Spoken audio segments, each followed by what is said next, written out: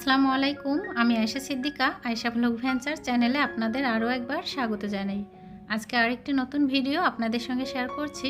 আশা করি ভিডিওটি ভালো লাগবে, তাই লাইক দিয়ে ভিডিওটি কন্টিনিউ করবেন।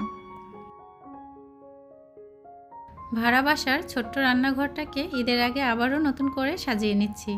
আর যার জন্য কিন্তু এই যে নতুন নতুন যে জিনিসগুলো কিনেছি রান্নাঘরের, সেগুলো কিন্তু এখন গুছিয়ে নিচ্ছি।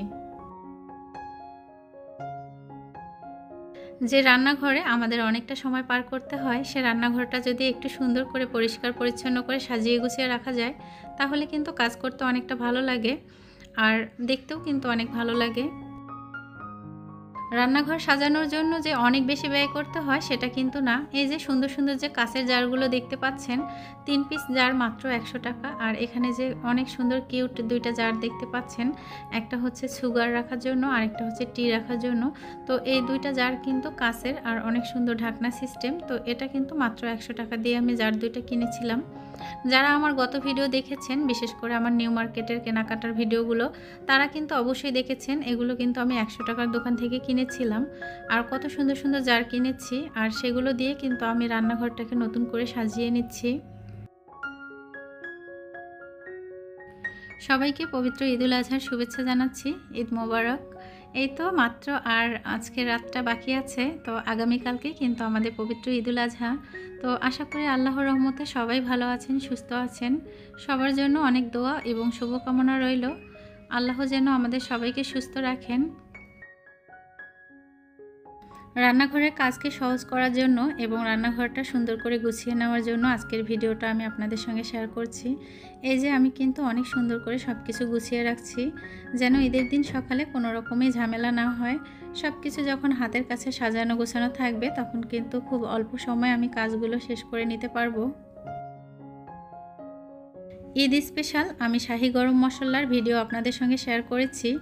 আশা করি অনেক আপুরাই কিন্তু আমার ভিডিওটি দেখেছেন, হয়তোবা উপকৃত হয়েছেন। আর যারা দেখেননি তারা চাইলে আমার ভিডিওটি দেখে নিতে পারেন। আমি কিন্তু অনেক সুন্দরভাবে এবং সহজভাবে একটা মশলা রেসিপি তৈরি করে আপনাদের সঙ্গে শেয়ার করেছি। যে কোনো রান্নায় কিন্তু সেই মশলাটা আপনারা ব্যবহার করতে পারবেন।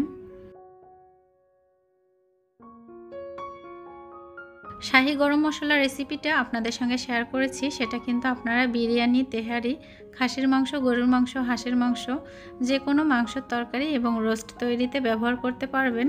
আমি কিন্তু সে মশলাটা তৈরি করে রেখেছি আমার ঈদের যেন রান্নাগুলো খুব সহজভাবে আমি অল্প সময় করে নিতে পারি, আর সেই ভিডিওটা কিন্তু আপনাদের সঙ্গে শেয়ার করেছি।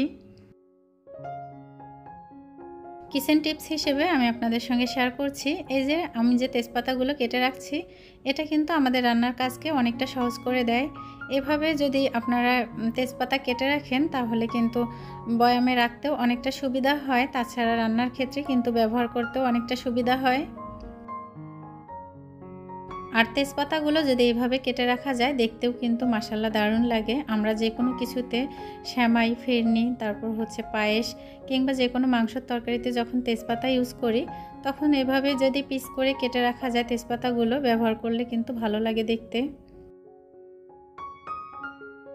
সব রকমের মশলা আমার কিন্তু বয়ামে ভরানো হয়েছে, আর এখন কিন্তু এই যে কিচেনে এরকম একটা কর্নার সেলফ লাগিয়ে নিয়েছি, সেটাতে কিন্তু আমি রেখে দিচ্ছি। আরএফএলের আমি এরকম রেড কালারের একটা বক্স নিয়েছি, এগুলো কিন্তু অ্যাভেলেবল সব জায়গাতেই কিনতে পাওয়া যায়। এখানে কিন্তু আমার লবণ, হলুদ, মরিচের গুঁড়া, তারপর একটু করে মশলা গুঁড়া রেখে দেই। এটা কিন্তু একদম আমার চুলার পাশে হাতের কাছে থাকে, যেটা আমার রান্নার কাজকে অনেকটা সহজ করে দেয়। রান্নাঘরে আপনারা স্টেনলেস স্টিল কিংবা প্লাস্টিকের যদি এরকম রেক লাগিয়ে রাখতে পারেন, তাহলে সেক্ষেত্রে আপনারা যে কোনো বয়াম কিন্তু সাজিয়ে গুছিয়ে রাখতে পারেন। তাতে করে রান্নাঘরটা কিন্তু সুন্দর লাগবে, আর অল্প জায়গায় কিন্তু সব কিছু সাজিয়ে রাখা সহজ হয়ে যাবে। রান্নাঘরের কাজ সহজ করার জন্য এরকম একটা সিঙ্ক র্যাক লাগিয়ে নেবেন, তাহলে কিন্তু আপনাদের কাজগুলো আরও সহজ হয়ে যাবে।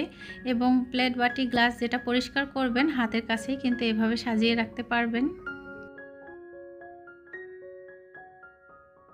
ভাড়া বাসার ছোট্ট রান্নাঘরটাকে আমি কিভাবে সাজিয়ে নিয়েছি আজকের ভিডিওতে আপনাদের সঙ্গে শেয়ার করলাম। আর শেয়ার করলাম যে রান্নাঘরে কী কী জিনিস থাকলে আপনাদের কাজগুলো একটু সহজ হবে। এই যে মনে করেন সিঙ্ক রেক, তারপর হচ্ছে রান্নাঘরের রেক, কর্নার সেলফ, হ্যাঙ্গার, এগুলো থাকলে কিন্তু রান্নার জিনিসগুলো আপনারা খুব সুন্দর করে সাজিয়ে গুছিয়ে রাখতে পারবেন। যে সকল প্রিয় আপু ভাইয়ারা আমার চ্যানেলটি সাবস্ক্রাইব করে আমার পাশে আছেন এবং আমার ভিডিও কন্টিনিউ দেখেন, তাদের জন্য মন থেকে অনেক অনেক ভালোবাসা এবং দোয়া রইল। যারা আজকে প্রথম আমার চ্যানেলে ভিজিট করেছেন, প্রথম আমার ভিডিও দেখছেন, তাদের জন্য মন থেকে অনেক অনেক ভালোবাসা রইল। চাইলে ভালোবেসে আমার চ্যানেলটি সাবস্ক্রাইব করে আমার পাশে থাকতে পারেন। পরবর্তীতে নতুন কোনো ভিডিও আপলোড করলে যেন নোটিফিকেশন আপনাদের কাছে পৌঁছে যায়, এজন্য অল অপশন চালু রাখতে পারেন। রান্নাঘর পরিষ্কার পরিচ্ছন্ন রাখার একটা উপকারিতা হচ্ছে, রান্নাঘরে যেমন তেলাপোকা হবে না বা অন্যান্য কোনো পোকামাকড় হবে না, তেমনই কিন্তু রান্না করতেও ভালো লাগবে। তাই রান্নাঘর পরিষ্কার পরিচ্ছন্ন রাখা এবং গুছিয়ে রাখা দুটোই কিন্তু আমাদের জন্য অনেক বেশি দরকার। যারা ভিডিও দেখে এ পর্যায়ে চলে এসেছেন কিন্তু ভিডিওতে একটা লাইক করতে ভুলে গিয়েছেন, প্লিজ ভিডিওটিতে একটা লাইক করে দিবেন। কথার মাঝে কিংবা কাজের মাঝে যদি কোনো ভুল ত্রুটি থাকে তাহলে প্লিজ ক্ষমা করে দিবেন। রান্নাঘর গুছিয়ে নেওয়ার পাশাপাশি ঈদের সময় যেটা আমাদের অনেক বেশি জরুরি সেটা হচ্ছে ফ্রিজ পরিষ্কার করা। আর ফ্রিজের জিনিসগুলো কিন্তু সব কিছু নামিয়ে নিয়েছি, আর ফ্রিজটা কিন্তু ভালো করে ক্লিন করে নিয়েছি। আর যেগুলো এখনও ক্লিন করা হয়নি সেগুলো কিন্তু এখন আমি ক্লিন করার জন্য নিয়ে নিচ্ছি। অনেকের ফ্রিজে কিন্তু গন্ধ হয়, তো ফ্রিজে গন্ধ না হওয়ার জন্য আপনারা যে কাজটা করবেন, মাছ মাংস যখন ফ্রিজে রেখে দিবেন তখন কিন্তু অবশ্যই বক্সে রাখার চেষ্টা করবেন। আর যদি বক্সে রাখা সম্ভব না হয় তাহলে কিন্তু ভালো করে পলিথিনে বেঁধে রেখে দিতে হবে। আর কোনোভাবেই যেন মাছের পানি কিংবা হচ্ছে মাংসের রক্ত ফ্রিজে লেগে না যায় সেদিকে কিন্তু অবশ্যই খেয়াল রাখতে হবে। ফ্রিজ পরিষ্কারের জন্য কুসুম গরম পানিতে আপনারা লেবু চিপে নেবেন, আর সেখানে কিন্তু গুঁড়া পাউডার কিংবা শ্যাম্পু যে কোনো কিছুটা ইউজ করবেন। ডিশ ওয়াশ ব্যবহার করতে পারেন, তাতে করে কিন্তু ফ্রিজটা যেমন পরিষ্কার হবে, গন্ধও কিন্তু দূর হয়ে যাবে। আর ফ্রিজ পরিষ্কার করা শেষে কিন্তু অবশ্যই লেবু কেটে ফ্রিজে দিয়ে রাখবেন, তাহলে কিন্তু ফ্রিজে যে এক্সট্রা যে একটা বাজে গন্ধ থাকে সে গন্ধটা কিন্তু আর থাকবে না।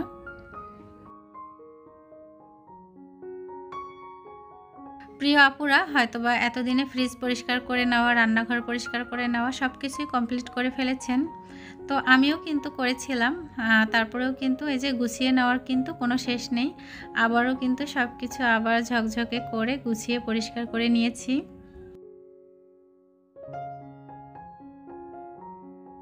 ধৈর্য সহকারে যারা আমার ভিডিওটি এতক্ষণ ধরে দেখেছেন তাদেরকে আবারও অসংখ্য ধন্যবাদ জানাচ্ছি এবং আবারও মনে করিয়ে দিচ্ছি যারা ভিডিওর শেষ পর্যায়ে এসেও এখন পর্যন্ত একটা লাইক করতে ভুলে গিয়েছেন, প্লিজ একটা লাইক করে দিবেন। ভিডিওর একদম শেষ পর্যায়ে এসে আবারও সবাইকে ঈদুল আজহার শুভেচ্ছা জানিয়ে শেষ করছি। ঈদ মোবারক, আসসালামু আলাইকুম, আল্লাহ হাফিজ।